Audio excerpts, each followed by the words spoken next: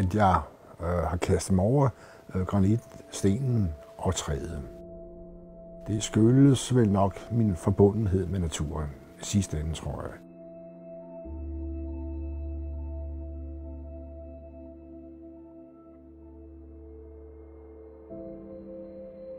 Jeg hedder Niels Bjerre, og jeg bor i Morud på Nordfyn i et gammelt nedlagt savskæreri, som jeg bruger som værksted.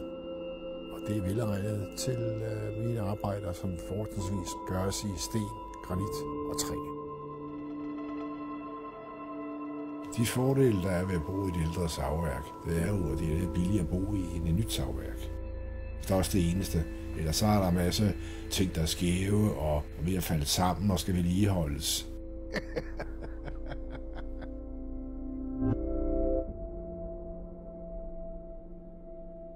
Jeg startede med at interessere mig for skulptur, billedkunst, i 1982 i København. Det interessante for billedkunsten for mig, det var den verden, hvor jeg kunne dyrke mine eventyr, min fantasi, omsætte den til skulptur, uden at der egentlig var noget må med i det der foretagende, men simpelthen bare, hvad der faldt mig ind. Det, der gør, at jeg er tro mod mine materialer, det er jo det, der jo har affødt mit valg. Nu for eksempel stenen, for stens vedkommende, den har jo altså en urfortid, som jo er så meget større end min. Ikke? Jeg er jo en lille fnug på vejen i forhold til stenens liv, så jeg føler, at jeg sådan set, jeg som en anden gud opererer med himmellegemerne.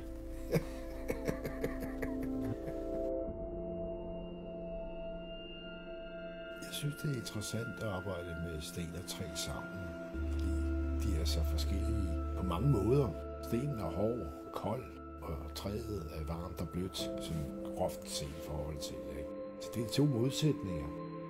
Det har altid været spændende at se, at der kunne komme ud af et samspil mellem to modsætninger. Det gælder i menneskelivet, mennesker imellem, parforhold, venskabsforhold. Modsætningerne, de skaber nogle nye dimensioner, hvis det ellers er et samspil, hvor man yder begge parter respekt. Det vil sige, at jeg skal også yde begge parter respekt på stenen og træet. Der sker rigtig meget, når lyset det ændrer sig. Bare en lille bitte smule. En dør bliver åbnet, eller en sky kommer fra solen, så ændrer hele billedet sig jo. Den der ændring i fremtrædelsesformen, den bringer jo også en ny side ind i skulpturen. Det er jo lyset, der skaber livet. Og hvis lyset ændrer sig, så ændrer livet sig jo også. Det vil sige, livet omkring den størrelse, som du forsøger at afbilde og ligesom at kortlægge, den ændrer sig, den flytter sig. Det synes jeg, det er spændende nok, sådan set.